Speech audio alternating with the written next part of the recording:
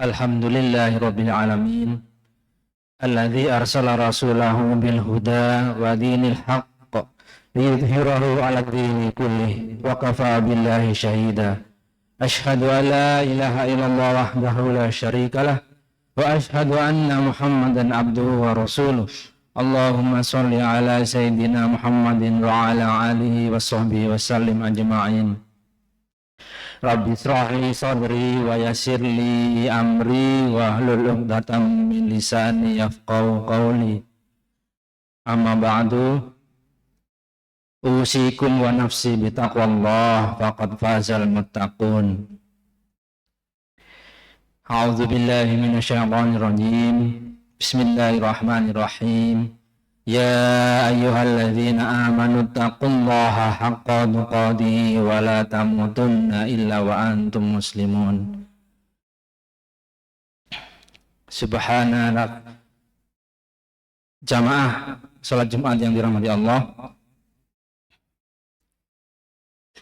Pada Perang Dunia Kedua, tentara Jerman adalah tentara yang paling ditakuti karena punya senjata yang paling kuat, antara lain dengan pansernya. Kemudian saat itu Jerman menginvasi beberapa negara Eropa dan termasuk menyerang wilayah Soviet. Nah, di sini menarik bagi orang beriman, mengapa orang beriman harus punya cita-cita. Kita berkaca kepada pasukan Soviet saat itu yang harus menahan gempuran tank panser Jerman yang sangat kuat di tengah musim dingin. Kala itu pasukan yang paling depan harus mendapat ancaman dua arah, dari pasukan Jerman dari arah depan dan pasukan sniper dari belakang, sehingga jika dia melarikan diri ke belakang maka dia ditembak oleh sniper oleh pasukannya sendiri, sehingga dia tidak boleh lari ke belakang, dia harus maju mati mundur pun mati. Tapi kemudian mereka berpikir, nah inilah ibrah bagi orang beriman. Mereka ini orang-orang tidak beriman, sehingga mereka berkata, nggak ada bedanya kami mati sebagai pahlawan di sini, di depan musuh sangat kuat, di belakang ada sniper, ini musim dingin, atau kami lari sebagai pengecut tidur di bawah kolong kasur. Karena kami tidak percaya Tuhan. Mati ya sudah selesai, hidup ya begitu saja. Maka kita lihat para orang tua kita dulu ketika pasukan sekutu kembali ke tanah air ingin menguasai Indonesia, merdeka atau mati. Karena kalau merdeka hidupnya mulia, kalau mati insya Allah sebagai syuhada. Nah, inilah kemuliaan orang beriman, hadirin, bahwa hidupnya akan mulia dengan iman dan amal soleh. Jika mati insya Allah sebagai syuhada jika berjuang di jalan Allah. Maka kehidupan ini bagi orang beriman adalah bekal menuju akhirat.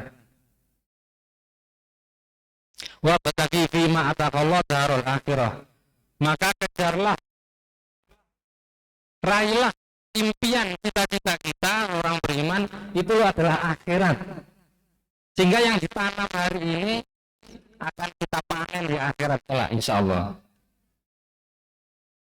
Dan jangan lupakan nasibmu di dunia, walatan sana nasibaka minad dunya. Sehingga ini mengubah cara berpikir kita. Jadi yang dikejar dulu adalah akhirat.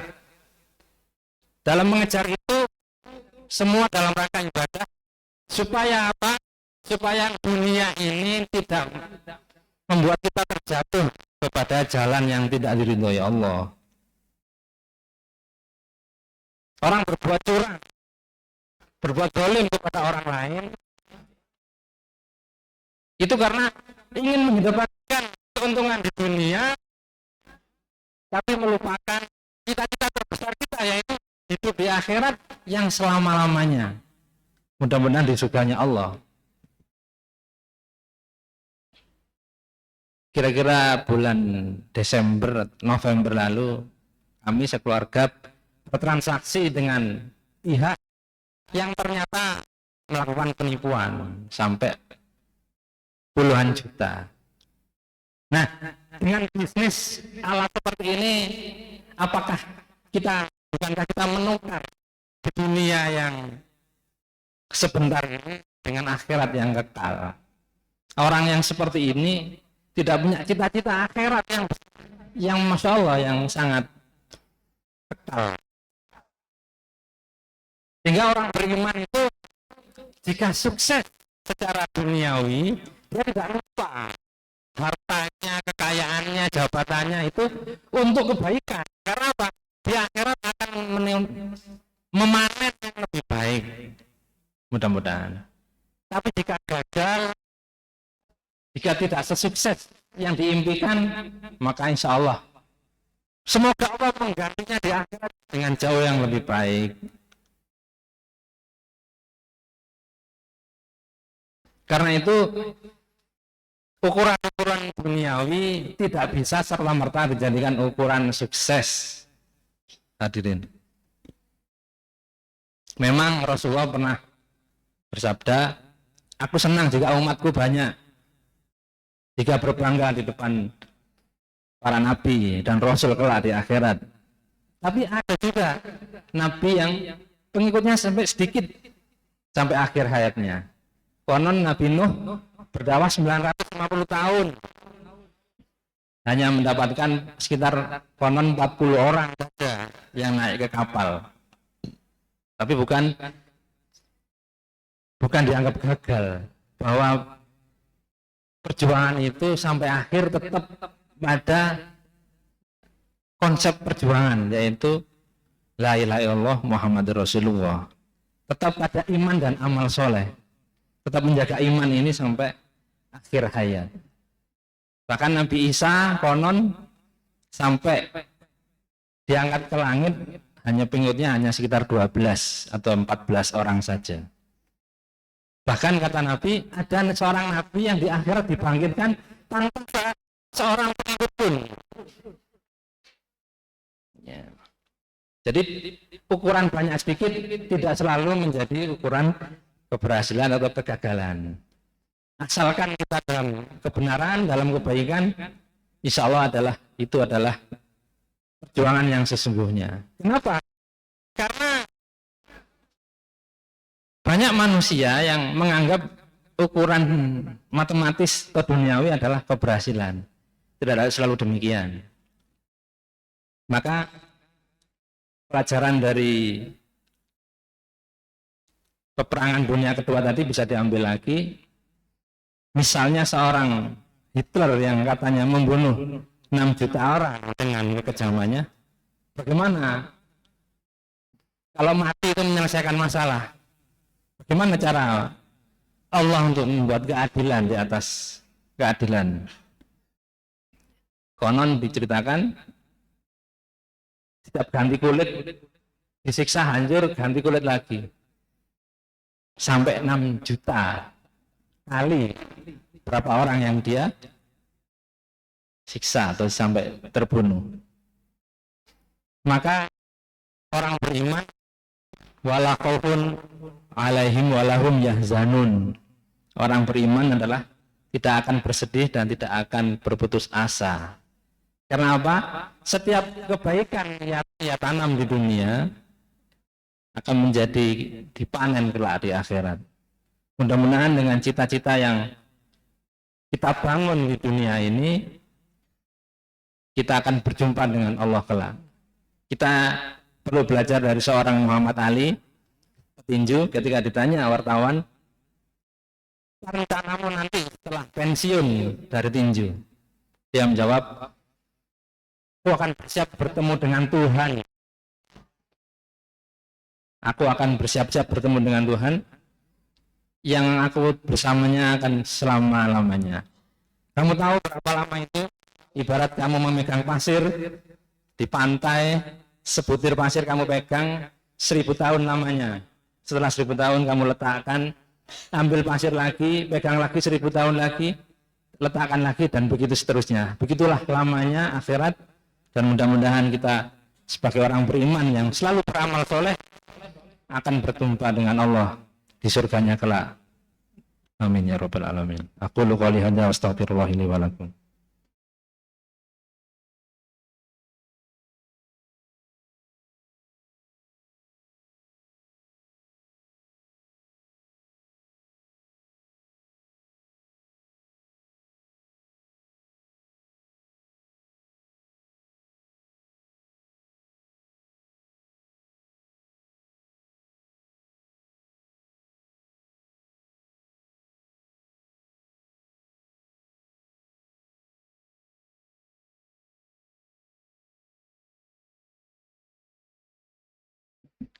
Alhamdulillahirabbil alamin hamdan katsiran kama amar asyhadu an la ilaha illallah wahdahu la syarikalah wa asyhadu anna Muhammadan abduhu wa rasuluh.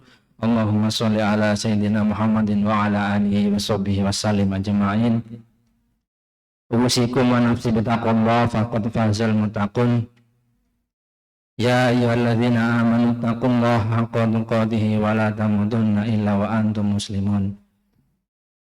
Rabbi shrah li sadri wa yassir li amri wa hlul 'uqdatam min lisani yafqahu qawli. Amma ba'du. A'udzu billahi minasyaitonir rajim. Bismillahirrahmanirrahim.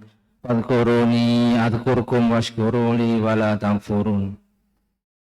Sidang jemaat yang dirahmati Allah, seberapa besar harga iman kita, maka orang beriman harus memahamkan dirinya bahwa imannya adalah tiada ternilai, dan seorang beriman harus punya cita-cita tertinggi, yakni bertemu dengan Allah di surganya kelak. Amin. Iman kita jika ditimbang nanti di akhirat, sebagaimana surat Ali Imran ayat 91, artinya kurang lebih, sesungguhnya orang-orang yang kufur dan mati dalam keadaan kafir tidak akan diterima tebusan dari seorang di antara mereka sekalipun sebesar emas, sebesar bumi. Jika kita di dunia ini seorang kriminal ditangkap kemudian negosiasi agar dia dilepas atau hukumannya dikurangi, itu adalah sebutan tebusan. Di akhirat pun demikian. Jika ia membawa emas sebesar bumi, tidak akan diterima emas itu. Itulah harga iman pada diri seorang mukmin. Maka hari-hari ini kita memegang iman kita hingga akhir hayat, dan semoga iman itu mendorong kita untuk beramal soleh. Jangan sampai seperti orang ikut lomba lari, sudah mendaftar ikut lomba, ternyata kita hanya duduk-duduk saja di garis start berharap hadiah dari panitia. Tidak akan mungkin. Maka demikian pula orang yang tidak mendaftar kemudian dia ikut lari, tidak akan panitia memberinya hadiah meskipun dia lari dari juara satu. Kenapa? Dia tidak mendaftar, tidak menunjukkan bukti sebagai peserta lari. Maka orang beriman mendaftar, kemudian fastabiqul khairat, berlomba-lomba dalam kebaikan. Mari kita berdoa kepada Allah Subhanahu wa taala agar memperkuat iman kita, menjaga iman kita dan keluarga kita. Semoga iman kita ini makin tebal, makin hari bertambah rekening pahalanya dan tidak berkurang rekening pahalanya dan tidak menambah rekening dosa. Amin ya rabbal alamin. A'udzubillahi minasyaitonir rajim. Bismillahirrahmanirrahim. Allahumma shalli ala sayyidina Muhammad wa ala ali sayyidina Muhammad walhamdulillahi rabbil alamin. Rabbana zalamna anfusana wa illam taghfir lana wa tarhamna lanakunanna minal khasirin. Allahumma la tad'a lana fi hadhil masjid damban illa ghafartah wa la hamman illa farajtah wa la daynan illa qadaitah wa la maridan illa syafaitah wa la 'asiran illa yasartah wa la iban illa sadartah wala hajatan min hawaijid dunya wal akhirah ila qadaitaha ya arhamar rahimin. Allahumma ighfir lil mu'minina wal mu'minat wal muslimina wal muslimat al ahya'u minhum wal amwat. Innallaha sami'un qaribun mujibu da'wat qadiyal hajat. Rabbana hab lana min azwajina wa dhurriyyatina qurrata a'yunin waj'alna lil muttaqina imama. Rabbana ighfir lana wa li walidayna warhamhuma kama rabbayana saghara. Rabbana hab lana min azwajina wa dhurriyyatina qurrata a'yunin waj'alna lil muttaqina imama. Rabbana afrigh alaina sabra wa tsabbit aqdamana wansurna 'alal qaumil kafirin. Rabbana taqabbal minna innaka antas samiul 'alim wa tub 'alaina innaka antat tawwabur rahim. Rabbana atina fid dunya hasanah wa fil akhirati hasanah wa qina adzabannar. Subhana rabbika rabbil izzati amma yasifun wa salamun 'alal mursalin walhamdulillahi rabbil alamin. Aqimis shalah.